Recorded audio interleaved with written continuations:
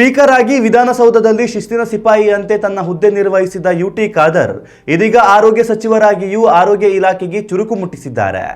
ಹಾಸನ ಜಿಲ್ಲೆಯ ಸಕಲೇಶಪುರ ತಾಲೂಕಿನ ಕ್ರಾಫರ್ಡ್ ಸರ್ಕಾರಿ ಆಸ್ಪತ್ರೆಯಲ್ಲಿ ನೂತನ ಆರೋಗ್ಯ ಸಚಿವ ಯುಟಿ ಖಾದರ್ ಅವರು ತಡರಾತ್ರಿ ದಿಢೀರ್ ಪ್ರಗತಿ ಪರಿಶೀಲನಾ ಸಭೆ ನಡೆಸುವ ಮೂಲಕ ಸಾರ್ವಜನಿಕರು ಹಾಗೂ ಆಡಳಿತ ವಲಯದಲ್ಲಿ ತೀವ್ರ ಅಚ್ಚರಿ ಮೂಡಿಸಿದ್ದಾರೆ. ಗುರುವಾರ ರಾತ್ರಿ 11 ಗಂಟೆಗೆ ಆರಂಭವಾದ ಈ ಉನ್ನತ ಮಟ್ಟದ ಅಧಿಕಾರಿಗಳ ಸಭೆಯು ಶುಕ್ರವಾರ ಮುಂಜಾನೆ 3 ಗಂಟೆಯವರೆಗೆ ಸತತ 4 ಗಂಟೆಗಳ ಕಾಲ ಜರುಗಿತು. ಈ ಅಪರೂಪದ ತಡರಾತ್ರಿ ಸಭೆಯಲ್ಲಿ ಸ್ಥಳೀಯ ಶಾಸಕರಾದ ಸಿಮೆಂಟ್ ಮಂಜು ಹಾಗೂ ಸಂಸದ ಶ್ರೇಯಸ್ ಪಟೇಲ್ ಅವರು ಪಾಲ್ಗೊಂಡು ಆಸ್ಪತ್ರೆಗಳ ಸ್ಥಿತಿಗತಿಗಳ ಕುರಿತು ಚರ್ಚಿಸಿದರು.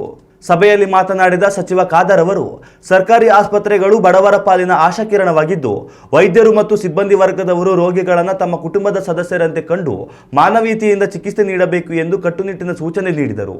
ಇದೇ ವೇಳೆ ಆರೋಗ್ಯ ಕ್ಷೇತ್ರದಲ್ಲಿ ಪ್ರಮುಖ ಸುಧಾರಣೆಗಳನ್ನು ಪ್ರಕಟಿಸಿದ ಅವರು, ರಾಜ್ಯದ ಸರ್ಕಾರಿ ಆಸ್ಪತ್ರೆಗಳಲ್ಲಿ ಕನಿಷ್ಠ 5 ವರ್ಷಗಳ ಕಾಲ ನಿರಂತರವಾಗಿ ಸೇವೆ ಸಲ್ಲಿಸಿರುವ ಹೊರಗುತ್ತಿಗೆ ವೈದ್ಯರನ್ನು ಶೀಘ್ರದಲ್ಲೇ ಕಾಯಂಗೊಳಿಸಲಾಗುವುದು ಎಂಬ ಮಹತ್ವದ ಭರವಸೆಯನ್ನು ನೀಡಿದರು.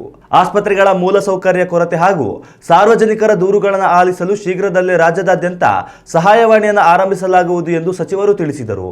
ಅಲ್ಲದೆ ಸೇವೆಯಿಂದ ನಿವೃತ್ತರಾಗಿದ್ದರೂ ಸಹ ದೈಹಿಕವಾಗಿ ಮಾನಸಿಕವಾಗಿ ಸದೃಢರಾಗಿರುವ ವೈದ್ಯರನ್ನ ಪುನಃ ಸರ್ಕಾರಿ ಸೇವೆಗೆ ಬಳಸಿಕೊಳ್ಳುವ ನಿಟ್ಟಿನಲ್ಲಿ ಸರ್ಕಾರ ನಿಯಮಾವಳಿಗಳನ್ನು ರೂಪಿಸಲಿದೆ ಎಂದರು. ವಿಧಾನಸಭಾ ಇತಿಹಾಸದಲ್ಲೇ ಇಂತಹ ತಡರಾತ್ರಿ ಸಭೆ ನಡೆಸಿದ ಮೊದಲ ಮಂತ್ರಿ ಯುಟಿ ಖಾದರ್ ಎಂದು ಶಾಸಕ ಸಿಮೆಂಟ್ ಮಂಜು ಶ್ಲಾಘಿಸಿದರು. ಸಚಿವರ ಈ ದಿಢೀರ್ ಭೇಟಿ ಮತ್ತು ಜನಪರ ನಿರ್ಧಾರಗಳು ಆಸ್ಪತ್ರೆಯ ವ್ಯವಸ್ಥೆಯನ್ನು ಸುಧಾರಿಸುವಲ್ಲಿ ಮಹತ್ವದ ಪಾತ್ರ ವಹಿಸಲಿವೆ ಎಂದು ಸಾರ್ವಜನಿಕರು ಆಶಿಸಿದ್ದಾರೆ. ಉತ್ತಮ ಸಂಸ್ಕಾರಯುತ ಶಿಕ್ಷಣದೊಂದಿಗೆ VSS English medium CBSE school Udupi Muddur. ನರ್ಸರಿಯಿಂದ 10ನೇ ತರಗತಿವರೆಗೆ ಶಿಕ್ಷಣದ ಜೊತೆಗೆ 5ರಿಂದ 10ನೇ ತರಗತಿವರೆಗಿನ ವಿದ್ಯಾರ್ಥಿನಿಯರಿಗೆ ಉತ್ತಮ ಹಾಸ್ಟೆಲ್ ಸೌಲಭ್ಯವೂ ಇದೆ. ನಿಮ್ಮ ಮಕ್ಕಳ ಪ್ರವೇಶಾತಿಗಾಗಿ ಈ ಸಂಖ್ಯೆಗೆ ಕರೆ ಮಾಡಿ.